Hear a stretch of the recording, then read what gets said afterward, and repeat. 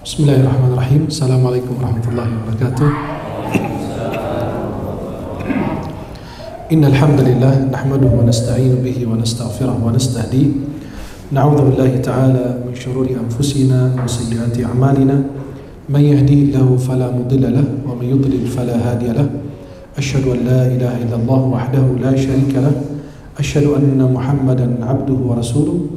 Allahumma shalli wa sallim wa barik alaihi wa alihi wa ashabihi wa man tabi'ahum bi ihsanin ila yaumiddin wa alaina ma'ahum bi rahmatika arhamar rahimin.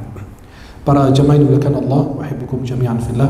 Saya mencintai kalian semua karena Allah. Semoga Allah senantiasa Allah pertemukan kita di dunia dalam taat dan di akhirat di surga Allah Subhanahu wa taala. Alhamdulillah wa syukurillah dipertemukan di malam hari ini ditemani juga Ustaz Muhyiddin, alhamdulillah, dan para jamaah, para santri yang hadir. Mudah-mudahan Allah senantiasa melimpahkan rahmatnya, keberkahannya kepada kita semuanya. Kajian malam hari ini kajian tidak terlalu panjang, insyaallah mudah-mudahan membawa manfaat untuk kita semuanya. Kajian yang bertema cinta sahabat kepada Rasulullah sallallahu alaihi wasallam. Tentu nama yang paling kita cintai adalah nama Muhammad sallallahu alaihi wasallam. Itu nama yang paling kita cintai, nama Muhammad sallallahu alaihi wasallam. Bahkan kita berdoa semoga kita tidak berpura-pura dalam mencintai beliau. Kami mencintai Rasulullah. Kami mencintai apa yang dicintai Rasulullah. Kami mencintai siapa saja yang mencintai Rasulullah. Dan apa yang dicintai Nabi kami cintai. Kami mencintai Rasulullah dan mencintai untuk meneladani beliau, mengikuti beliau, mencontohkan beliau. Kami mencintai hadisnya Rasulullah. Kami mencintai masjidnya Rasulullah. Kami mencintai musallahnya Rasulullah. Kami mencintai mihrabnya Rasulullah. Kami mencintai siwaknya Rasulullah. Kami mencintai pakaiannya Rasulullah. Bahkan tongkatnya Rasulullah kami cintai. Kami mencintai keluarga Rasulullah, kerabatnya Rasulullah. Kami mencintai keluarga Nabi. Kami mencintai keluarga Nabi karena Rasulullah. Kami cinta kepada keturunan Nabi karena Nabi Muhammad SAW. Kami mencintai keluarga Nabi dari kalangan Ahlus Sunnah wal Jamaah. Kami mencintai keluarga Nabi yang mengikuti Rasulullah. Kami mencintai keluarga Nabi yang meneladani akhlaknya Rasulullah. Kami mencintai keluarga Nabi yang mengikuti sunnah-sunnah Rasulullah. Kami mencintai keluarga Nabi yang berakhlak mulia. Kami mencintai keluarga Nabi bukan karena mereka maksum, terpelihara dari dosa dan kesalahan. Kami cintai keluarga Rasulullah selama mereka masih berada di belakang Rasulullah dalam Ahlus Sunnah wal Jamaah. Kami tidak mencintai keluarga Nabi yang di luar ajaran Ahlus Sunnah. Kami tidak mencintai keluarga Nabi yang tidak berakhlak baik. Kami tidak mencintai keluarga Nabi yang tidak mencontohkan Rasulullah. Kami tidak mencintai keluarga Nabi yang merendahkan orang lain, yang meremehkan orang lain. Kami tidak pernah mencintai keluarga Nabi yang memvonis orang masuk surga atau neraka. Kami tidak pernah mencintai keluarga Nabi yang membanggakan bangga-bangga nasabnya. Tapi kami mencintai keluarga Nabi yang tawadu, saling mencintai sesama muslim, saling menghargai, saling menghormati. Kami tidak setuju, kami tidak cinta kepada keluarga Nabi yang memukul dan menghajar orang karena mengaku keturunan Nabi, padahal palsu. Karena ada pihak yang berwenang, yang berwajib untuk menindak orang tersebut. Dalam Ahlus Sunnah wal Jamaah kami taat kepada pemerintah yang baik. Pemerintah selama tidak mengajarkan kepada kekufuran. Ada pihak yang berwajib untuk menindak mereka, bukan kita sebagai individu. Karena kalau dibiarkan orang-orang melakukan tindakan demikian, itu akan berbahaya. Kita diatur dan ada aturan dan ada batasnya dalam agama Islam. Kami tidak pernah mencintai keluarga Nabi yang mengatakan siapapun yang mengerti keturunan Nabi berarti setara dengan iblis. Kami tidak cinta yang begitu. Kami cinta kepada keluarga Nabi yang istiqamah. Kami cinta keluarga Nabi karena Nabi Muhammad SAW. Kami cinta keluarga Nabi yang berakhlak baik. Kami cinta keluarga Nabi para penghafal Quran yang mencintai sunnah Rasulullah. Kami tidak cinta kepada orang yang mengajarkan dongeng atau cerita palsu atau hadis-hadis palsu. Tapi kami cinta kepada mereka yang selalu mengajarkan kebaikan, mengajarkan perdamaian, saling mencintai karena Allah, saling menghargai, saling menghormati. Kami mencintai keluarga Nabi karena taat mereka kepada Allah dan Rasulnya. Kami cinta kepada keluarga Nabi karena akhlak mereka. Kami cinta kepada keluarga Nabi karena ibadah mereka. Kami cinta keluarga Nabi tanpa berlebih-lebihan. Tidak boleh kita ke sayap kanan maupun sayap kiri, kita pertengahan, ummatan wasata. Kami tidak berlebihan memuji keluarga Nabi sebagaimana Syiah Rafidah menempatkan Sayyidina Ali, Al-Hasan, Al-Husain dan Fatimah dalam posisi yang bukan posisi mereka. Mereka adalah hamba Allah pilihannya, keturunan Rasulullah SAW, keluarga Nabi Muhammad SAW. Kami tidak berlebihan memuji mereka dan tidak berlebihan merendahkan mereka. Kami pertengahan. Karena yang menjadi parameter kita, tolak ukur dalam Islam adalah ketakwaan dan amal soleh.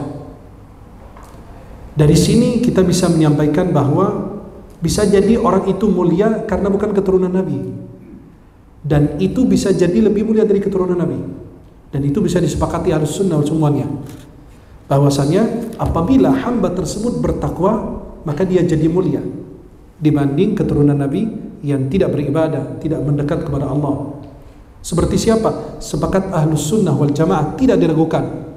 Semua mazhab dalam Ahlus Sunnah wal Jamaah meyakini bahwa Sayyidina Abu Bakar Siddiq radhiyallahu anhu orang terbaik sesudah Rasulullah, padahal bukan keluarga Nabi. Tapi Sayyidina Abu Bakar memuliakan keturunan Nabi, keluarga Rasulullah. Tapi Sayyidina Abu Bakar disepakati dalam Ahlus Sunnah wal Jamaah afdalul khalqi ba'da Rasulillah Abu Bakar Siddiq radhiyallahu anhu. Manusia terbaik sesudah Nabi Muhammad dan sesudah para nabi dan rasul adalah Sayyidina Abu Bakar. Semua orang bisa dibalas jasanya kepada Islam kecuali Sayyidina Abu Bakar radhiyallahu taala anhu arda. Beliau bukan dari keluarga Nabi, akan tetapi beliau adalah orang terbaik dalam umat Nabi Muhammad SAW sesudah Nabi Muhammad, dan tidak ada satupun yang bisa membantah itu. Karena itu dalam akidah Ahlus Sunnah wal Jamaah dan disepakati para ulama. Bagaimana sahabat mencintai Nabi Muhammad SAW? Bagaimana mereka memuliakan, mengagungkan baginda SAW? Mereka mencintai Rasulullah, mengagungkan Nabi tanpa berlebih-lebihan. Dan bahkan Sayyidina Ali bin Abi Thalib radhiyallahu anhu, ketika beliau ditanya, "Kaifa kana hubbukum li Rasulillah?" Bagaimana cintanya kalian kepada Rasulullah?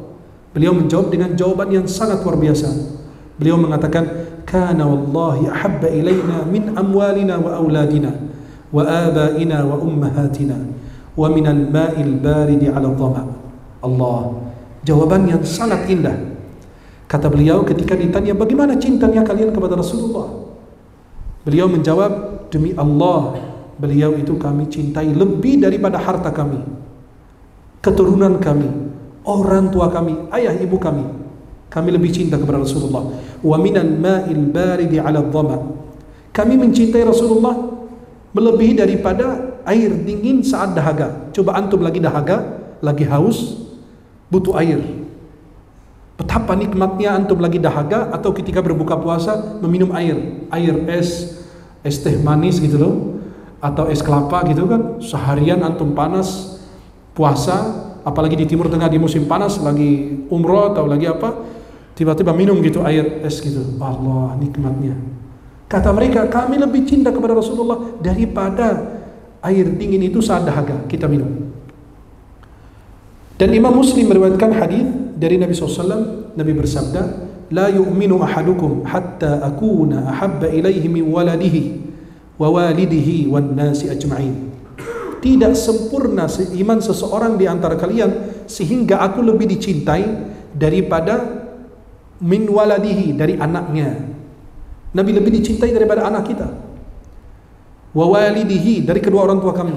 Wan nasi ajma'in, bahkan dari seluruh manusia. Maka kita harus mencintai Nabi lebih dari semua. Bayangkan Sayyidina Abu Bakar bagaimana cintanya kepada Rasulullah. bagaimana beliau melayani Rasulullah SAW. Sampai pada saat Nabi mau hijrah aja, Sayyidina Abu Bakar Siddiq radhiyallahu anhu, ketika Nabi datang di waktu yang Nabi biasanya tidak hadir atau berkunjung ke Sayyidina Abu Bakar Siddiq, kemudian Sayyidina Muhammad SAW mengatakan kepada Sayyidina Abu Bakar, Allah izinkan aku berhijrah. Sayyidina Abu Bakar nangis, kepingin ikut sama Nabi, karena selalu bersama Rasulullah, bersamaan dengan Nabi terus. Maka Sayyidina Abu Bakar diizinkan oleh Nabi ikut mendampingi beliau ketika hijrah. Kata Sayyidah Aisyah, Sayyidina Abu Bakar pada saat itu nangis. Kata Sayyidah Aisyah, gak pernah lihat orang nangis karena bahagia kecuali Sayyidina Abu Bakar. Maksudnya ayahnya beliau radhiyallahu anha. Sayyidina Abu Bakar menangis karena diajak Nabi ikut hijrah bersama beliau. Nangis bukan karena apa? Karena terharu, bahagia ikut bersama Rasulullah SAW.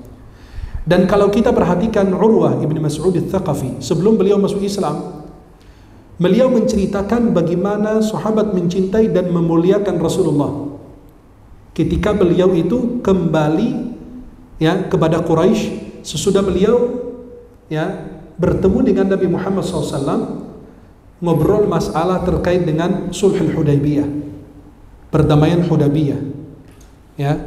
Ada perdamaian Hudaybiyah itu si Urwah bin Mas'ud al-Thaqafi sebelum beliau masuk Islam datang kepada Nabi untuk diskusi, ngobrol terkait dengan perjanjian perdamaian Al-Hudaybiyah. Kemudian beliau pada saat kembali ke kaumnya, beliau menceritakan bagaimana sahabat Nabi Muhammad memperlakukan Nabi Muhammad SAW. Beliau menceritakan apa? Ay qaum, wahai qaumku, wallahi laqad wafattu ala al-muluk.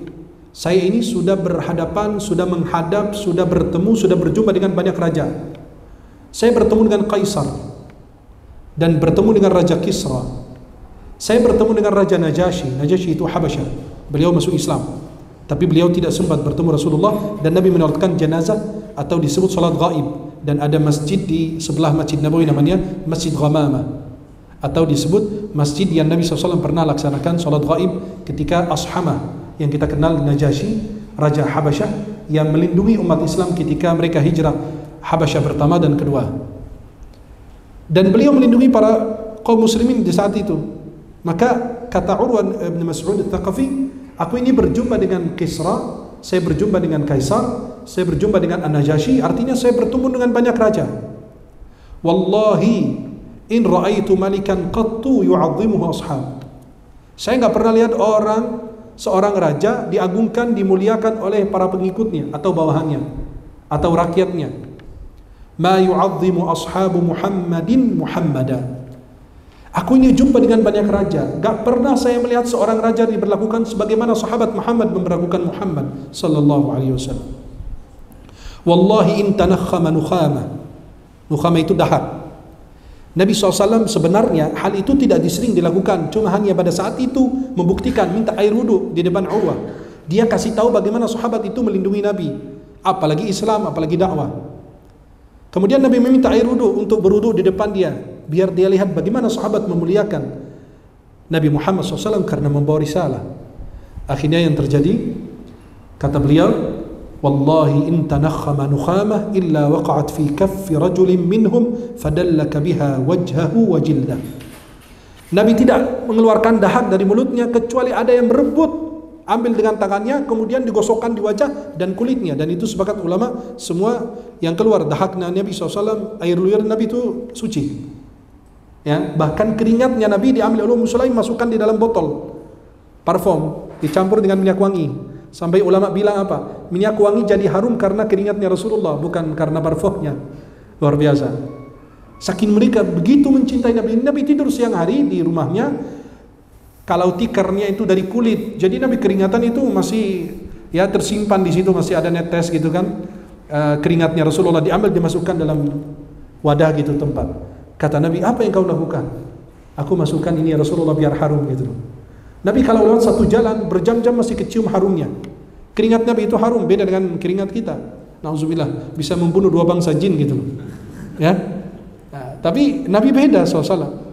Nabi kalau lewat satu jalan berjam-jam masih kecium harumnya SAW.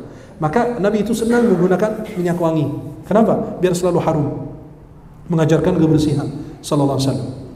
Sampai beliau menceritakan, Nabi tidak mengeluarkan dahak kecuali jatuh di tangan orang. Artinya tidak dibuang oleh Nabi sembarangan. Semua berebut ngambil dahaknya Rasulullah.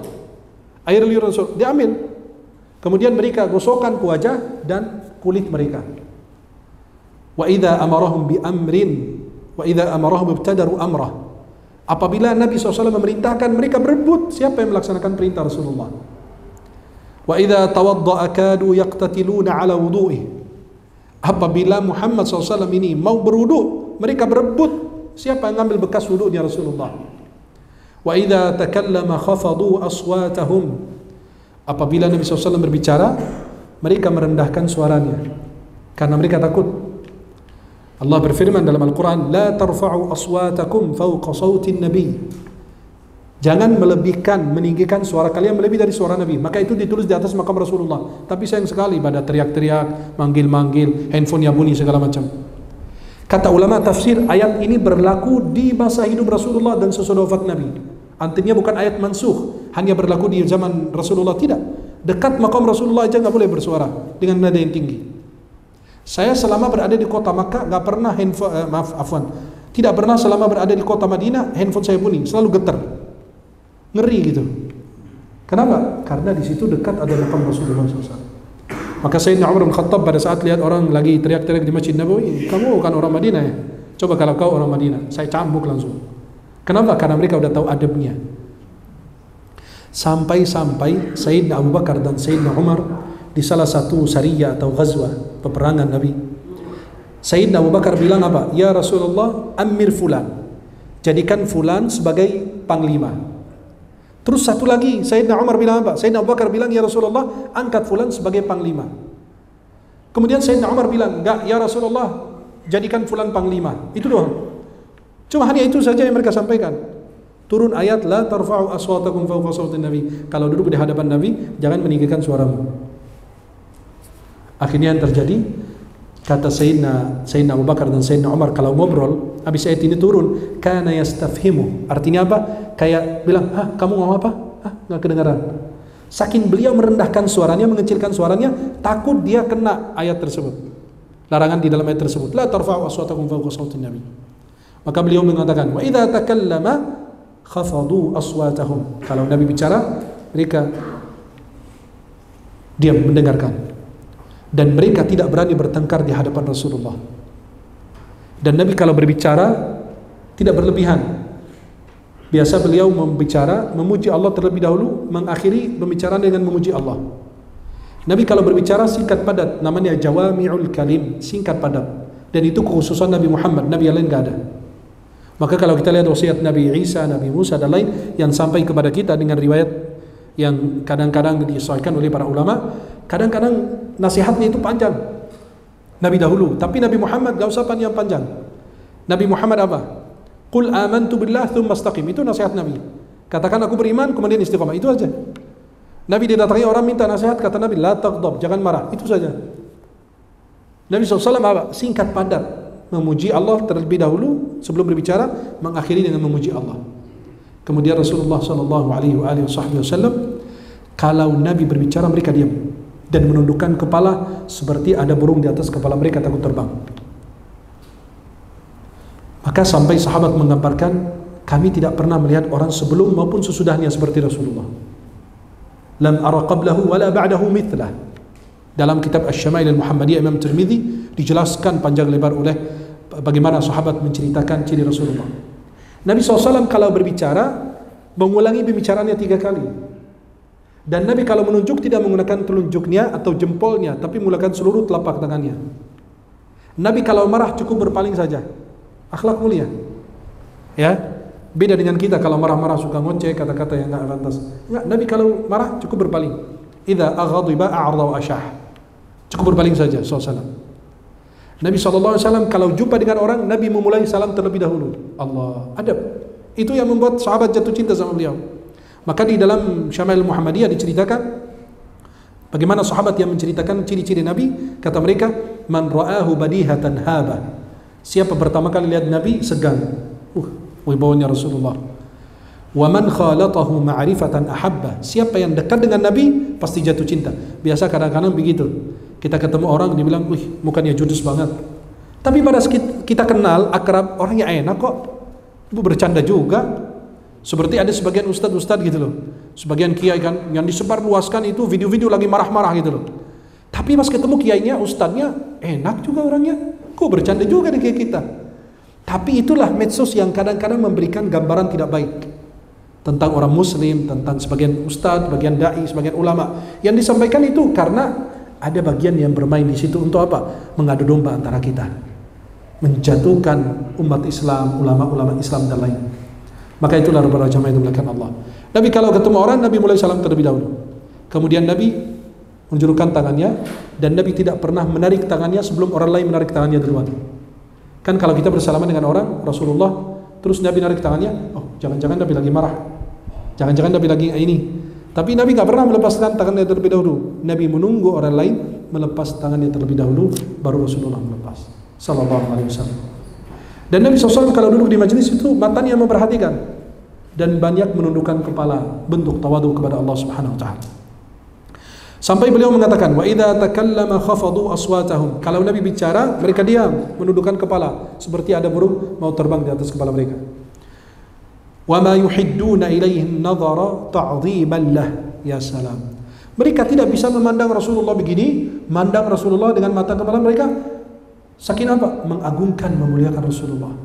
Menundukkan. Sampai sahabat Nabi mengatakan, aku mau ceritakan tentang Nabi, mata anak yang gak pernah puas melihat Rasulullah, dan aku gak berani memandang beliau terus menerus.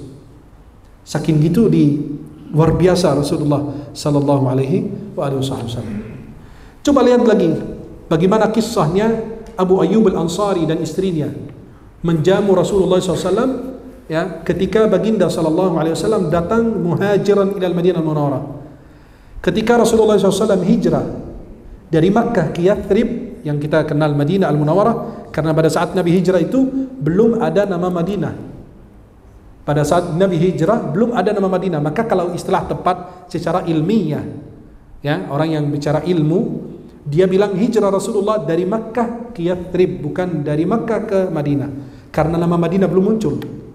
Yang ada Yathrib. Tapi karena arti Yathrib dalam bahasa Arab kurang baik, maka dirubah menjadi Al-Madinah Al-Munawwarah, Al-Madinah atau Taibah atau Tabah, sebagaimana disebut dalam hadis Ad-Dajjal, hadis dalam Sahih Muslim dari hadis Fatimah binti Qais. Nabi mengatakan, hadhihi Taibah, inilah Taibah, tanah yang baik, tanah yang subur. Karena ada sebagian nama yang dirubah oleh Rasulullah. Seperti siapa? Sayyidina Abu Hurairah, sahabat yang nomor 1 paling banyak meriwayatkan hadis dari Nabi. Abu Hurairah bukan nama aslinya, itu julukannya Abu Hurairah, Abahir, bapaknya kucing, berbuat baik kepada seekor kucing.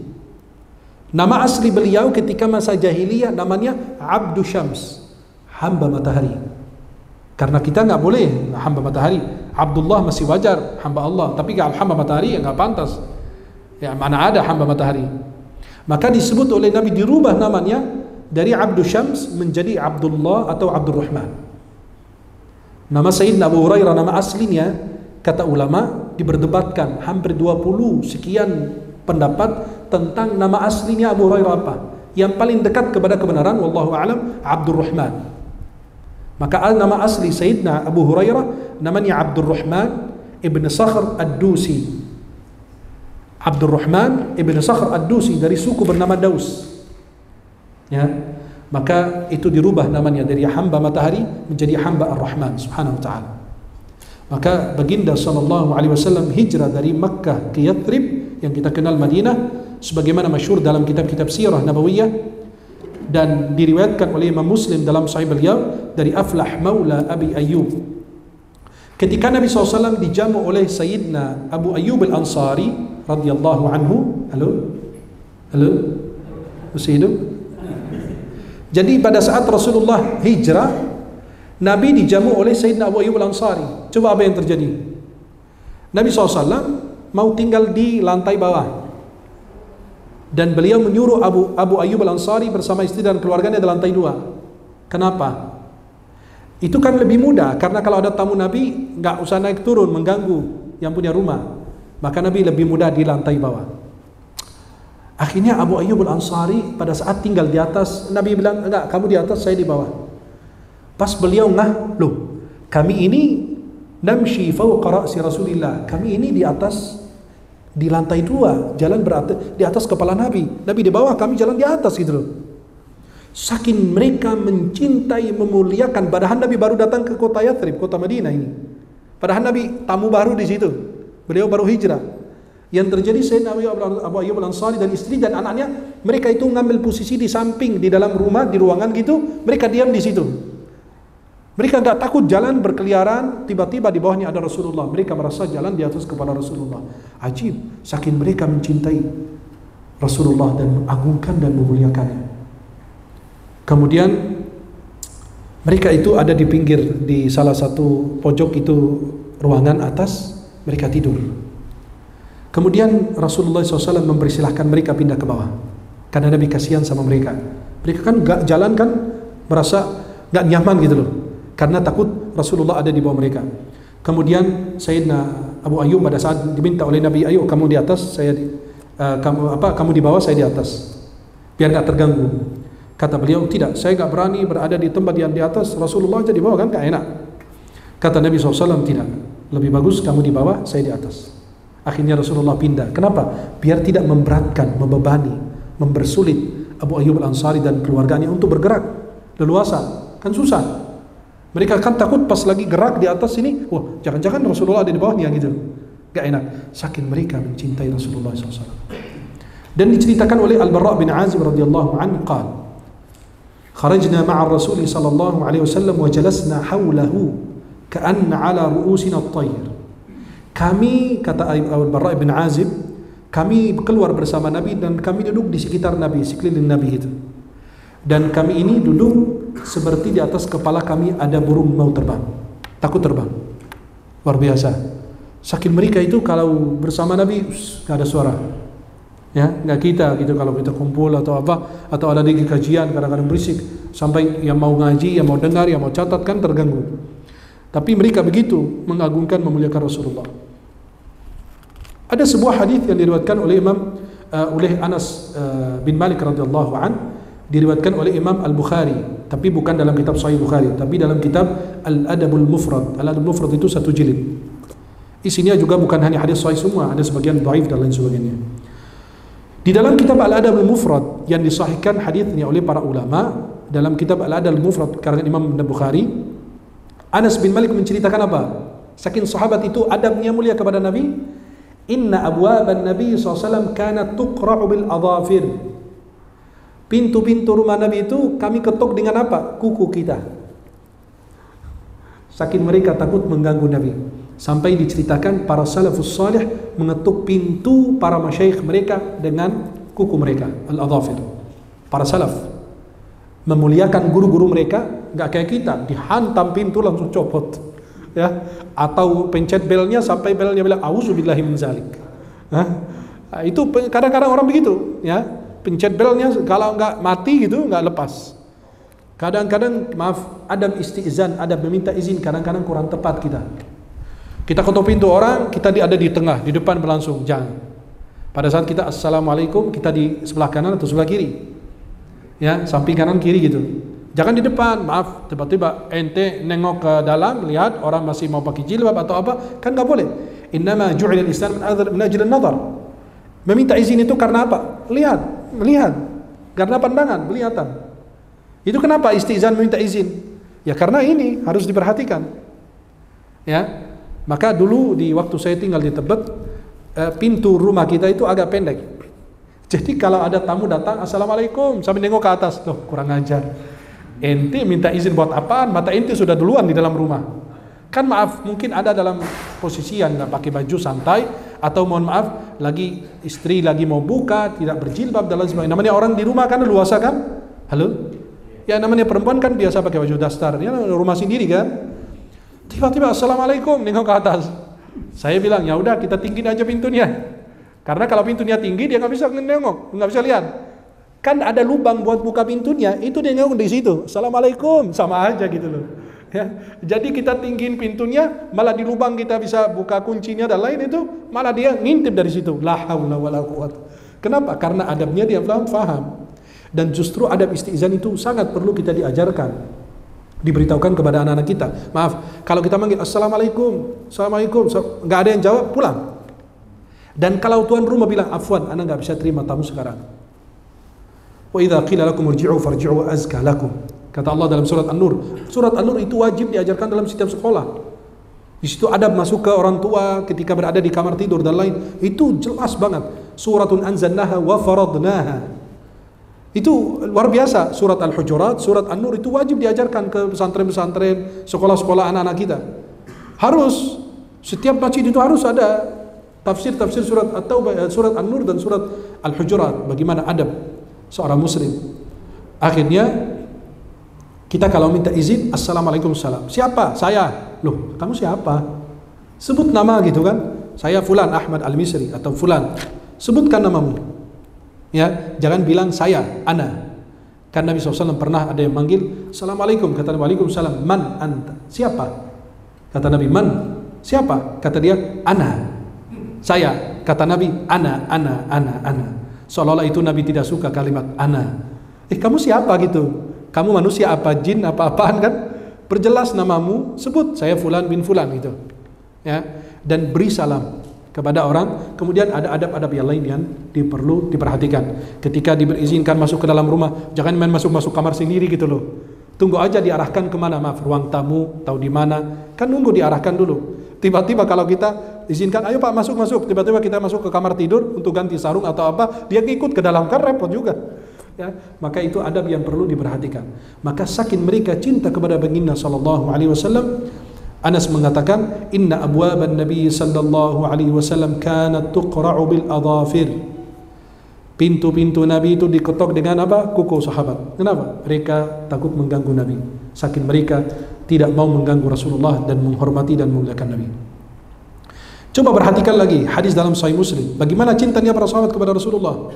Anas bin Malik menceritakan, laqad ra'aitu Rasulullah SAW. Kenapa Anas banyak mencerita? Karena Anas itu disebut khadim Rasulullah. Anas bin Malik pelayannya Rasulullah, berkhidmat 10 tahun. Dalam Sahih Muslim kata beliau, khadamtu ma Rasulillah 10 sinin. Saya khidmat kepada Nabi 10 tahun. Sampai ibunya Anas, dia masih kecil, kata beliau, ya Rasulullah, ini biar anak ini jadi khidmat sama kamu, sama engkau ya Rasulullah. Diserahkan anak ini kepada Rasulullah untuk berkhidmat kepada Nabi SAW. Kata Anas bin Malik apa? Laqad ra'aitu Rasulullah SAW wal hallaqu yahliqu. Saya melihat Nabi dan tukang cukur lagi cukur rambutnya Nabi. Wa atafa bihi ashabuhu fama yuriduna an taqa sya'ratun illa fi yadi rajul. Sampai tukang cukur rambut ini, ya, rambut Nabi yang sudah dipotong dibagi-bagikan kepada para sahabat. Mereka ngambil antri, ngambil rambut Nabi, tabarrukan. Dan itu sepakat ulama semua. Sampai Syekh Al-Albani mengatakan tabarruk dengan rambut Nabi boleh. Tapi kalau yang sekarang, wallahu a'lam rambut siapa. Kan sekarang kan ada rambut banyak gitu kan. Pernah ada salah satu pameran gitu kan, minta rekomendasi dari saya buat ngajar jamaah segala macam. Saya bilang afwan, coba minta surat rekomendasi dari MUI, Majelis Ulama Indonesia, bahwa ini rambut Rasulullah. Enggak dikasih. Kenapa? Ya karena suratnya dari luar negeri, kita nggak tahu dari mana. Memang rambut Nabi beda dengan rambut kita. Rambut kita dicukur, disapu di depan kita gitu loh, dibuang di sampah. Kalau Rasulullah memang rambutnya gak pernah, tapi kan kita nggak tahu. Rambut itu dibuktikan secara ilmiah, betul ini rambut Nabi atau bukan. Maka Rasulullah pada saat dicukur rambutnya, sahabat antri ngambil rambut Nabi. Kenapa? Takut jatuh di tanah. Saking mereka, maaf, rambut Nabi aja mereka tidak mau jatuh di tanah. Khalid bin Walid perang-perangan itu beliau menggunakan imamah, di imamahnya ada rambut dari Rasulullah. Maka Allah berikan kemenangan, tabarrukan dengan rambutnya Nabi. Sampai pernah jatuh imamahnya, langsung beliau buru-buru ambil. Kenapa? Takut diinjak. Maka Allah kasih kemenangan, bisa jadi gara-gara ada rambutnya Rasulullah. Sampai diceritakan Anas bin Malik radhiyallahu an, beliau pada saat meninggal, kata beliau apa? Kalau nanti aku meninggal, rambut Nabi ini, kan beliau punya rambut Nabi, satu helai rambut Nabi, dimasukkan di mulut saya. Nanti kalau masuk liang kubur, malaikat bertanya, siapa Rabbmu? Allah. Apa agamamu? Islam. Siapa nabimu? Nah, ini rambutnya. Itu diceritakan demikian. Ya. Dan Imam Ahmad bin Hanbal punya satu helai rambut Nabi, beliau kalau lagi sakit dicelupkan di air, minum, tabarruk dengan Nabi, beliau sembuh. Berkah. Tapi dulu, sekarang kan kita nggak tahu rambut siapa gitu, ya. Rambut orang mana atau dari mana kita nggak tahu. Tiba-tiba dibilang rambut Rasulullah. Ya, kata guru-guru kami bahwa rambut Nabi di dunia wallahu a'lam tidak lebih dari 20 helai rambut. Kemarin ada yang nawarin rambut Rasulullah, katanya berapa Pak? Ini sekitar 100 juta. Wih, mahal sekali. Rambut Nabi dijual. Maaf ya, kalau Anda punya rambut Nabi dan tahu itu rambut Nabi, nggak bakalan saya jual. Rambut Nabi, bayangin, antum lagi sakit, dicelupkan di air, sembuh langsung. Berarti yang dijual rambut Nabi sembarangan nih. Berarti jangan-jangan bukan rambut Nabi. Masa yang ini bisa jual rambut Nabi, ini jual rambut Nabi, ini jual rambut Nabi, ini punya jual rambut Nabi. Banyak sekali. Sedangkan ulama mengatakan di dunia mungkin 16, 15 atau tidak lebih dari 20. Yang ada masih dinyatakan mungkin bisa dibuktikan, ya. Wallahu a'lam juga. Apakah bisa terbukti atau tidak? Maka rambut Rasulullah pada saat si tukang cukur rambut Nabi, mereka antri ngambil rambut Rasulullah. Tabarukan, satu elang, satu helai rambut. Ya. Maka kalau antum kiaskan, loh rambut Nabi kok bisa hidup bertahun-tahun? Rambut Nabi beda dengan rambut antum. Rambut Nabi itu mulia, jadi semua sahabat itu wariskan dari dia ke anaknya, keturunannya terus menerus. Tapi rambut kita, alhamdulillah, pas dicukur di depan mata langsung dibuang di sampah. Kita lihat langsung gitu kan, rambut kita udah dibuang di sampah. Mana ada, maaf, ya, mana ada orang habis cukur, Pak, tolong kumpulin rambut saya mau bawa pulang, tabarukan gitu kan? Itu nggak ada. Sampai para jamaah yang dimuliakan Allah, saking cinta para sahabat kepada Nabi, sampai mereka menghitung uban yang ada di kepala dan di jenggot Rasulullah. Luar biasa. Saking mereka cinta gitu loh. Perhatikan, rambut uban yang ada di jenggot dan di kepala Nabi mereka hitung, tidak lebih dari 20. Kata para sahabat ketika menceritakan tentang Rasulullah sallallahu alaihi wasallam. Maka mereka mengambil rambut Rasulullah sebagai memuliakan rambut Nabi, dijaga agar tidak jatuh ke tanah. Kemudian ada hadis Abdullah bin Hisham dalam Sahih Bukhari. Beliau mengatakan, kami bersama Rasulullah, wa huwa akhidun bi yadi Umar bin Al-Khattab radhiyallahu anhu. Nabi menggandeng tangan Sayyidina Umar dalam Sahih Bukhari.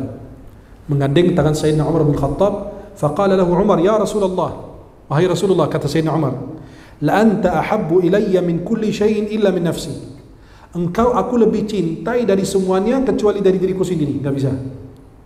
Faqala Nabi sallallahu alaihi wasallam, Nabi bersabda, la walladhi nafsi biyadi hatta akuna ahabba ilayka min nafsika. Tidak demi jiwaku yang berada di genggamannya Allah Subhanahu wa taala. Hatta akuna, sehingga aku lebih dicintai dari dirimu sendiri. Wahai Umar. Tuh lihat. Kata Sayyidina Umar, aku mencintaimu ya Rasulullah lebih dari semua kecuali dari diriku sendiri, nggak bisa. Kata Rasulullah, tidak. Engkau harus mencintai aku melebihi dari dirimu sendiri. Subhanallah. Maka Sayyidina Umar mengatakan, fa innahu al-an wallahi la anta ahabbu ilayya min nafsi. Sekarang ya Rasulullah, aku ungkapkan, demi Allah engkau aku lebih cintai daripada diriku sendiri. Faqala Nabi SAW, al-ana ya Umar. Sekarang wahai Umar. Artinya kata ulama tafsir hadisnya bahwa al-ana qad kamula imanuka. Sekarang telah sempurna imanmu wahai Umar. Dari Aisyah radhiyallahu anha, dia berkata, datanglah seorang kepada Rasulullah. Faqala, dia berkata kepada Nabi, innaka la ahabbu ilayya min nafsi wa ahabbu ilayya min ahli wa ahabbu ilayya min waladi. Wahai Rasulullah, aku mencintaimu melebihi dari diriku sendiri, dan aku mencintaimu melebihi dari keluargaku sendiri. Aku mencintaimu melebihi dari anakku sendiri. Wa inni la akunu fil baiti fa adhkuruka fama asbiru hatta atiyaka fa anzur ilaika. Aku ya Rasulullah berada di dalam rumah dan aku ingat namamu atau namamu disebut di hadapanku. Tuh lihat bilang apa? Ya Rasulullah, aku mencintaimu melebihi dari semua, dari keluargaku, dari anakku. Aku berada di rumah, aku ingat namamu atau namamu disebut di hadapanku. Fala asbiru fama asbiru hatta atiyaka fa anzur ilaik. Aku enggak kesabaran sampai aku datang berjumpa dan memandang wajah engkau ya Rasulullah. Wa idza dzakartu mauti wa mautuka araftu annaka idza dakhalta al-jannah rufi'ta ma'a an-nabiyyin wa in dakhaltu al-jannah khashitu an la arak. Ya salam. Kata sahabat apa?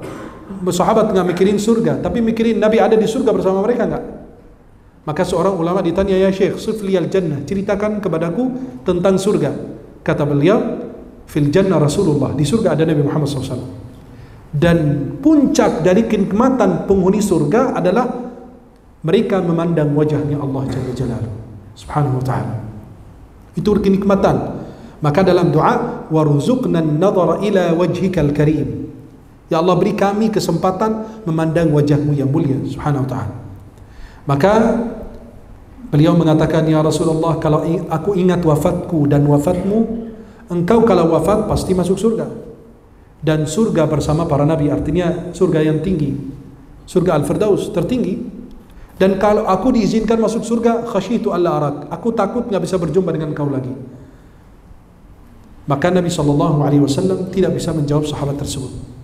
Bahkan dalam riwayat lain, seperti yang diceritakan oleh Imam Al-Baghawi dalam tafsir beliau, bahwasanya orang tersebut pada saat jumpa dengan Rasulullah, Nabi lihat dia kurus, wajahnya pucat kayak orang sakit. Kata Nabi, kamu sakit? Enggak. Yang membuat aku seperti ini ya Rasulullah, wajah saya pucat dan seperti ini kurus, karena kerinduan. Lalu beliau menceritakan, aku mencintaimu melebihi dari semua ya Rasulullah. Dan kalau namamu disebut di hadapanku, aku tidak sabar sampai aku berjumpa dengan engkau. Dan kalau aku ingat wafatku dan wafatmu, engkau pasti masuk surga dan bersama para nabi. Aku kalau diizinkan masuk surga, aku takut gak bisa berjumpa dengan engkau lagi. Nabi gak bisa menjawab. Dan itu banyak riwayat yang Anda sampaikan tadi barusan, diceritakan oleh Ibnu Katsir dalam tafsir beliau, dan disampaikan oleh Ibnu Katsir di dalam tafsir Al-Quran Al-Azim, dan beberapa kitab yang lain. Jadi Nabi SAW tidak bisa menjawab. Sahabat ini kepingin jumpa dengan Rasulullah. Ya Rasulullah, kalau aku masuk surga, diizinkan Allah, nanti aku gak bisa berjumpa lagi. Engkau berada di surga tertinggi. Maka Allah turunkan firman-Nya surat An-Nisa, wa man yuti'illaha war rasula fa ulaika ma'al ladzina an'ama Allahu 'alaihim minan nabiyyina was-siddiqina wasyuhada'i was-salihin wa hasuna ulaika rafiqa. Allah. Siapa yang taat kepada Allah dan Rasul-Nya, faulaika ma'al ladzina an'ama Allah, mereka mendapatkan anugerah, kemuliaan, keberkahan dari Allah, minan nabiyina, para nabi, was-siddiqina, orang siddiq, wasyuhada, orang syahid, was-salihin, orang salih, wa hasuna ulaika rafiqa, mereka adalah sebaik-baik teman, sahabat kita ketika kita masuk ke dalam surga-Nya Allah. Kemudian Mu'adz bin Jabal, sebagaimana diriwayatkan oleh Imam Ahmad dalam musnad beliau, dan disahihkan sanadnya oleh Syekh Syahibul Arnaud rahimahullah ta'ala. Diceritakan dari Mu'adz bin Jabal pada saat beliau diutus oleh Rasulullah SAW. Bagaimana cintanya para sahabat, perhatikan. Mu'adz bin Jabal mau diutus oleh Nabi SAW untuk berdakwah. Kan dulu sahabat Nabi SAW yang dikubur di kuburan Baqi' dikatakan 10.000 sahabat. Tapi kalau kita lihat jumlah sahabat lebih dari 10.000. Kata ulama, karena sahabat Nabi itu bersebar di seluruh dunia. Ada yang ke Mesir, ada yang ke Irak, ada yang kemana, ada yang kemana. Jadi yang dikubur di kuburan Baqi' itu 10.000. Sisanya pada kemana-mana untuk berdakwah. Maka pada saat Sayyidina Mu'adz bin Jabal radhiyallahu an diutus oleh Nabi ke negeri Yaman, Nabi SAW keluar menghantarkan beliau. Nabi keluar bersama Mu'adz bin Jabal, dan Nabi memberi nasihat, wasiat. Mu'adz lagi naik kendaraan, Nabi berjalan. Saking tawadu dari Nabi, lihat sahabatnya naik kendaraan, Nabi jalan. Kemudian kata Nabi apa? Selesai Nabi menyampaikan nasihat, kata Nabi, ya Mu'adz, wahai Mu'adz, bisa jadi kamu tidak bertemu saya sesudah tahun ini. Mungkin tahun depan kamu gak jumpa saya lagi, kata Nabi. Wala'allaka an tamurra bi masjidi hadha wa qabri.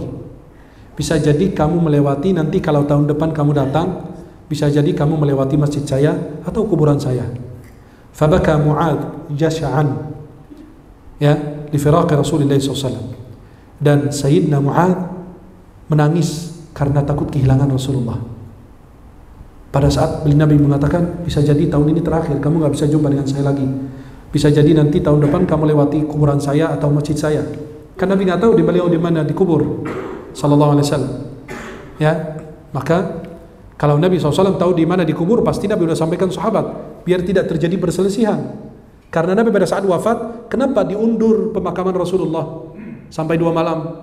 Ya karena ada beberapa hal. Pertama, mereka bingung mau memandikan Nabi, dilepas bajunya sebagaimana orang biasa, atau dimandikan di atas bajunya. Yang kedua, di mana Nabi mau dikubur, bagaimana disolatkan, dan banyak hal yang muncul di tengah-tengah mereka Jadi mereka bingung gitu. Dan awalnya mereka juga tidak menerima bahwa Rasulullah wafat. Sayyidina Umar mengatakan, siapa yang mengatakan Nabi Muhammad wafat, saya penggal lehernya. Akhirnya Sayyidina Umar bin Khattab yang naik mimbar langsung menyelesaikan persoalan ini. Man kana ya'budu Muhammadan fa inna Muhammadan qad mat. Siapa yang beribadah kepada Muhammad, Muhammad sudah wafat. Wa man kana ya'budu Allah fa inna Allah hayyun la yamut. Kalau beribadah kepada Allah, Allah Maha hidup subhanahu wa ta'ala. Akhirnya sahabat mulai tenang. Dan beliau baca firman Allah subhanahu wa ta'ala dalam surat Al-Imran, wa ma Muhammadun illa rasulun qad khalat min qablihi ar-rusul afa in mata aw qutila anqalabtum ala a'qabikum wa man yanqalib ala aqabihi falan yadurra Allah syai'an wa sayajzillahu syakirin. Pada saat itu mereka kayak pertama kali baru mendengarkan ayat tersebut dibaca. Luar biasa. Kayak mereka baru pertama kali mendengarkan ayat tersebut dibaca oleh Sayyidina Abu Bakar Siddiq radhiyallahu anhu. Dan Sayyidina Umar mulai tenang, sahabat mulai tenang, sampai sahabat dikatakan ada yang berdoa, ya Allah ambil penglihatan saya biar saya nggak lihat orang sesudah Rasul. Luar biasa. Itulah kecintaan para sahabat kepada Nabi. Kemudian para jamaah yang dimuliakan Allah Subhanahu wa taala. Jadi seperti yang Nabi sampaikan kepada Mu'ad pada saat diutus ke negeri Yaman dalam Musnad Imam Ahmad, beliau mengatakan, wahai Mu'ad, bisa jadi tahun ini terakhir kamu jumpa dengan saya. Bisa jadi tahun depan kamu lewati masjid saya atau kuburan saya. Akhirnya Mu'adz bin Jabal menangis karena takut kehilangan. Kita saat ada tangisan yang kita terjadi pada diri kita, meneteskan air mata, maaf, kita mentangisi teman beda dengan mentangisi orang tua, beda mentangisi anak kita. Biasa kalau anak kita lagi sakit parah, naudzubillah, itu biasanya kita kadang menangis karena takut kehilangan dia. Dan tangisan kita beda dengan kalau kita tangisin orang lain. Maka begitu Mu'adz bin Jabal, dia mentangisi Rasulullah atau menangis pada saat itu. Kenapa? Karena dia takut kehilangan Rasulullah sallallahu alaihi wasallam. Dan yang terakhir yang saya ingin sampaikan para jemaah yang dimuliakan Allah Subhanahu wa taala, yang kita sudah ketahui semuanya bahwa Rasulullah sallallahu alaihi wasallam adalah nabi terbaik di antara para nabi dan rasul. Walaupun kita tidak membanding-bandingkan antara para nabi dan rasul. Amana ar-rasulu bima unzila ilaihi min rabbih wal mu'minun kullun amana billahi wa malaikatihi wa kutubihi wa rusuli la nufarriqu baina ahadin min rusuli. Semua para nabi dan rasul mulia, tapi Nabi Muhammad memiliki kemuliaan di atas mereka. Kenapa? Dalam Al-Quran Allah manggil nama para nabi dan rasul langsung. Ya Adam uskun anta wa zawjukal jannah. Ya Nuh ihbit bisalamin minna. Ya Ibrahim qad saddaqta ar-ru'ya. Ya Yahya khudhil kitaba biquwwah. Ya Musa inni ana rabbuka fakhla'na 'alaik. Ya Dawud inna ja'alnaka khalifatan fil ard. Ya Isa inni mutawaffika wa rafi'uka ilayya. Dan semua panggilan Allah kepada para nabi dan rasul dipanggil langsung, ya Adam, ya Nuh, ya Dawud, ya Isa, ya Yahya. Kecuali Nabi Muhammad, kalau dipanggil menggunakan ya ayyuhar rasul, ya ayyuhan nabi, ya ayyuhal muzammil, ya ayyuhal muddathir. Kalau Allah manggil nama Nabi Muhammad, di belakangnya ada Rasulullah.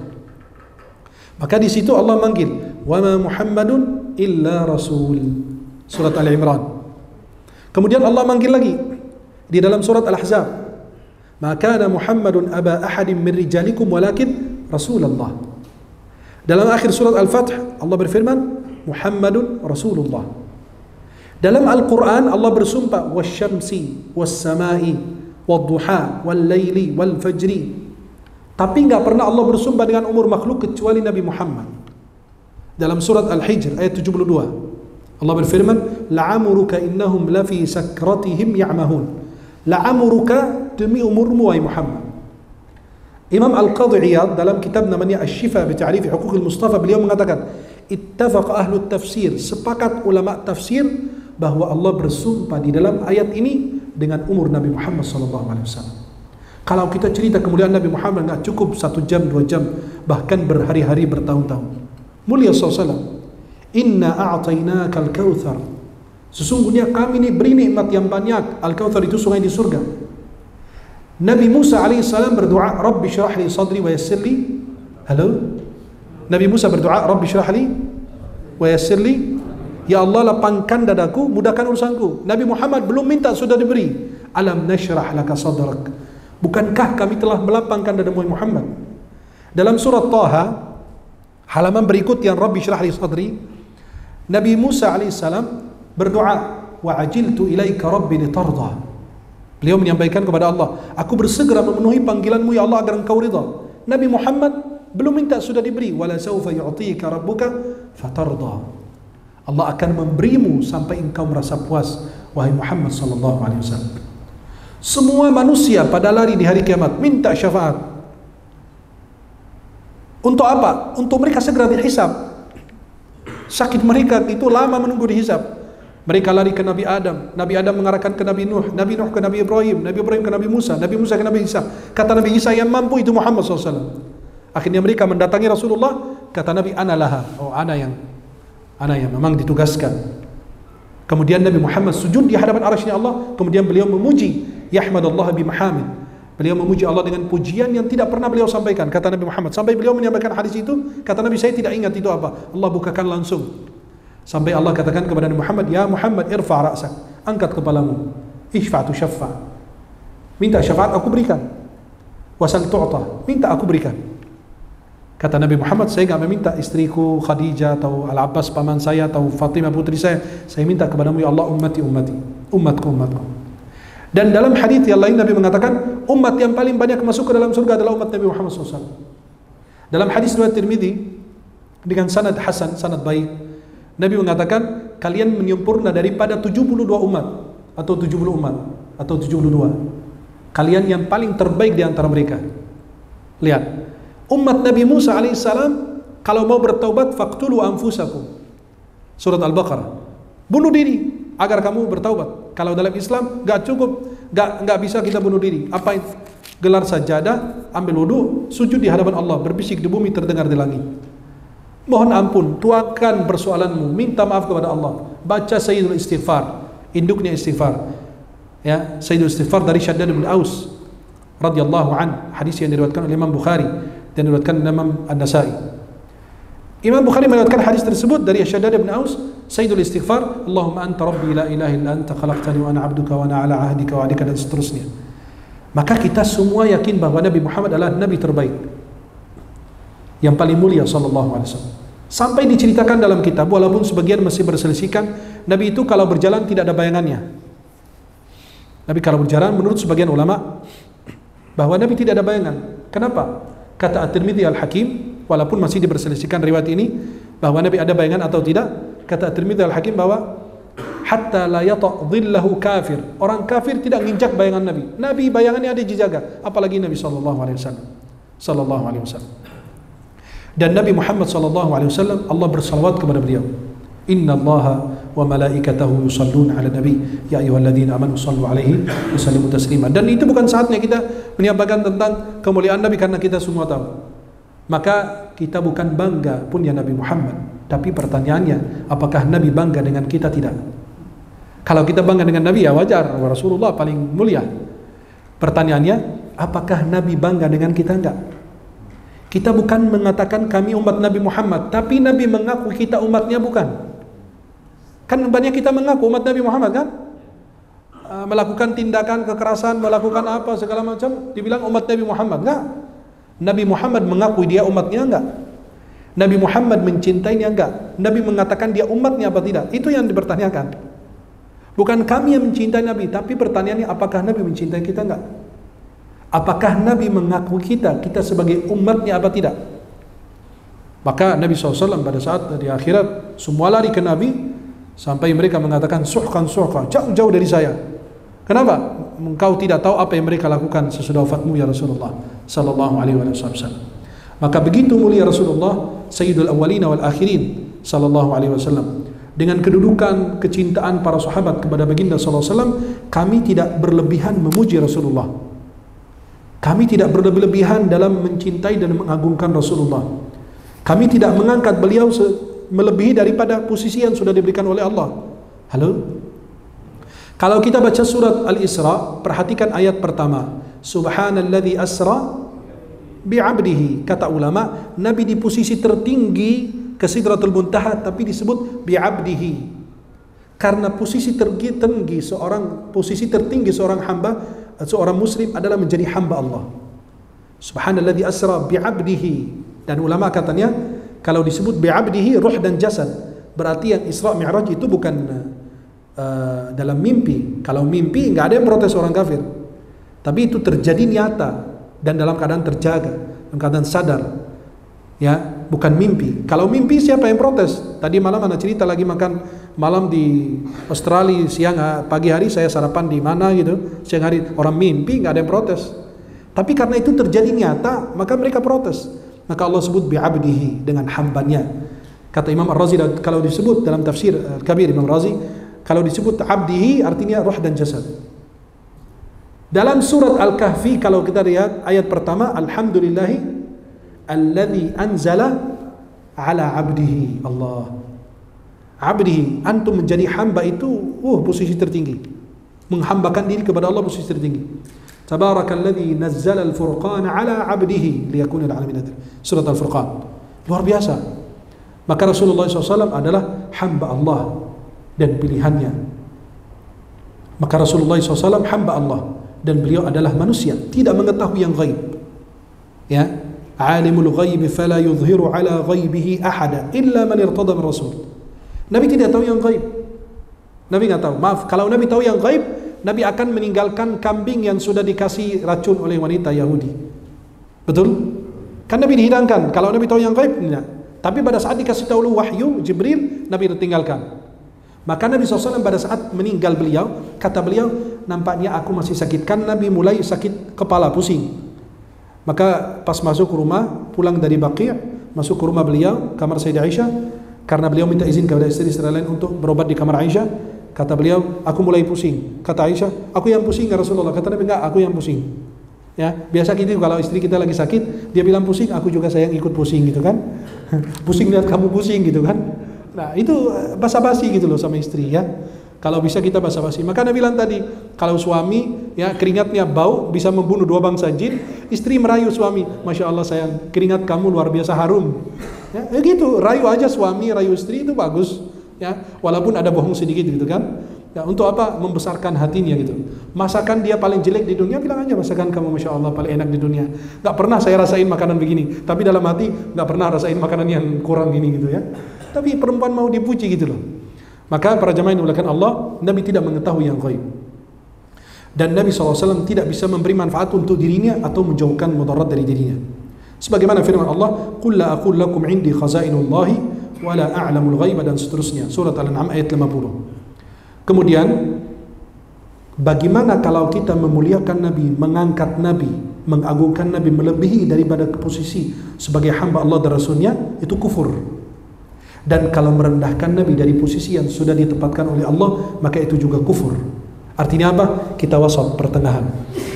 Ya, tidak berlebihan memuji Nabi sampai memposisikan beliau apa? Melebihi dari yang sudah ditentukan Allah, dan tidak merendahkan Rasulullah. Bagaimana sahabat itu ngetok pintu Nabi dengan kukunya, kenapa? Biar tidak mengganggu Nabi. Maka Rasulullah SAW dalam Sahih Bukhari dari Umar bin Khattab, "La tutruni kama atrat an-nasara ibn Maryam, fa innama ana 'abduhu faqulu 'abdullahi wa rasuluh." Jangan berlebihan memuji aku, kata Nabi, sebagaimana orang Nasrani memuji Isa alaihissalam ibnu Maryam, aku adalah hamba, maka katakan Abdullahi wa rasuluh, hamba Allah dan Rasulnya. Dan kalau kita perhatikan, para sahabat sangat mencintai Rasulullah SAW dan mereka patuh kepada perintah Nabi, ajarannya Rasulullah SAW. Sebagaimana Anas bin Malik di dalam kitab Sunan At-Tirmidzi, Anas bin Malik menceritakan, lam yakun syakhsun ahabba ilaihim Rasulillah. Para sahabat, Anas bin Malik mengatakan dalam Sunan At-Tirmidzi, gak ada seseorang yang lebih dicintai dari Rasulullah. Rasulullah yang paling mereka cintai, para sahabat. Ya, qala wa kanu idza ra'awhu lam yaqumu lima ya'lamuna min karayati lidzalik. Tuh lihat, mereka cinta kepada Nabi, mengagungkan, memuliakan Nabi, tapi mereka mengikuti aturan Nabi. Sampai kata Anas, iya Pak, beliau mengatakan, tidak ada manusia lebih dicintai kepada para sahabat daripada Rasulullah. Tapi mereka tahu bahwa Nabi tidak senang kalau orang berdiri menyambut beliau. Dan karena sesuatu itu beliau tidak suka, maka mereka tidak lakukan. Kan ada sebagian orang kalau nggak disambut, ya itu kadang-kadang dia ini emosi atau tidak senang dan lain. Sebenarnya itu kembali kepada tradisi. Seperti orang kalau bersalaman, ya ulama merdebatkan hal itu. Apakah salaman sambil duduk? Orang datang kita salaman duduk? Tidak. lebih bagus adabnya, karena salaman itu sunnahnya berdiri, ya, bersalaman dengan orang. Maka lebih bagus kalau kita orang datang, kita menyambut orang, kita berdiri menyambut dengan salam. Itu diperbolehkan oleh sebagian ulama, disampaikan ketika kajian di Masjid Nabawi. Dan Imam An-Nawawi menjelaskan tentang riwayat Anas ini, bahwa karena sahabat tahu Nabi tidak suka kalau beliau disambut berdiri, sahabat menyambut Rasulullah, karena Nabi tidak suka, kata Imam Nawawi, annahu khafa alaihimul fitnah. Nabi khawatir terjadi fitnah pada diri mereka. Idza afratu fi ta'dhimihi fakariha qiyamahum lahu lihadzal ma'na. Karena Nabi takut terjadi fitnah bagi mereka apabila mereka berlebihan mengagungkan Nabi, maka Nabi tidak suka mereka menyambut beliau. Walaupun beliau pernah menyuruh para sahabat menyambut tuan mereka. Ya, maka itu tergantung kepada adab dan etika atau adat istiadat orang. Biasa kalau ada orang datang, kita sambut, kita berdiri, kita salaman segala macam. Dan ada sebagian melarang, tapi lebih afdal sesuai dengan kemaslahatan, dilakukan apabila diperlukan. Ya, dan kami mencintai Rasulullah SAW, dan kami mencintai sunnahnya Rasulullah, dan kami dengan bagaimana mencintai Rasulullah adalah meneladani akhlaknya dan sunnah-sunnah Rasulullah Muhammad SAW. Semoga Allah senantiasa mempertemukan kita di dunia dalam taat dan di akhirat di surganya Allah Subhanahu wa taala. Mudah-mudahan yang saya sampaikan bermanfaat. Aqulu qawli hadza wa astaghfirullah li wa lakum. Subhanakallahumma wa bihamdika asyhadu an la ilaha illa anta astaghfiruka wa atubu ilaik. Assalamualaikum warahmatullahi wabarakatuh.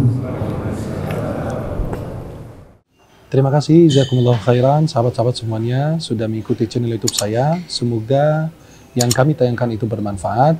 Jangan lupa share, like, dan subscribe. Mudah-mudahan insyaallah kita semua dalam lindungan Allah Subhanahu wa taala.